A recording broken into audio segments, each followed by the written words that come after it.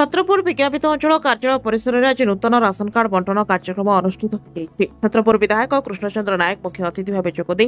Chhatrapur NAC अंचल 141 कोटी नूतन हिताधिकारी को राशन कार्ड बंटन करते बहुत योग्य हिताधिकारी यह कार्ड पाइबापी बहुत दिन है अपेक्षा करने पड़ा। परवर्ती पर्यायर अन्य हिताधिकारी को राशन कार्ड बंटन करएनएसी पक्षर कार्यक्रम में अन्य छत्रपुर एनएसी अध्यक्षा सर्विस्टा प्रधान उपाध्यक्षा जी पापाराव एनएसी अधिकारी प्रसन्न कुमार दास समेत काउंसिलर और हिताधिकारी माने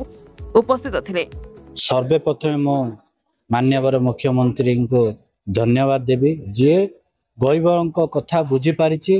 जे जनसाधारण कथा बुझी पारी छतरपुर एनएसी पाखापाखि आज 141 जन को राशन कार्ड आज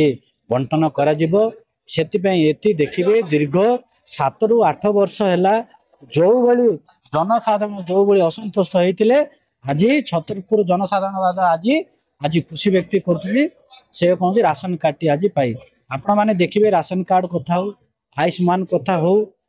एठी प्रधानमंत्री आवास योजना कथा हो भत्ता कथा हो सब प्रकार माननीय मुख्यमंत्री भारतीय जनता पार्टी नेतृत्व में आज जनसाधारण आज सब प्रकार जो ओडिशा सरकार सब स्कीम सुविधा पाई पार्टी आपण मैंने देखिए जहाँ 141 मन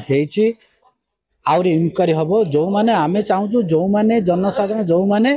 गरीब जनसाधारण से मानू राशन कार्ड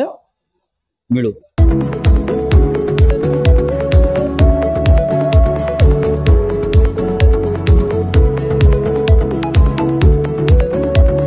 छत्रपुर सरोज समल का रिपोर्ट IOIA न्यूज।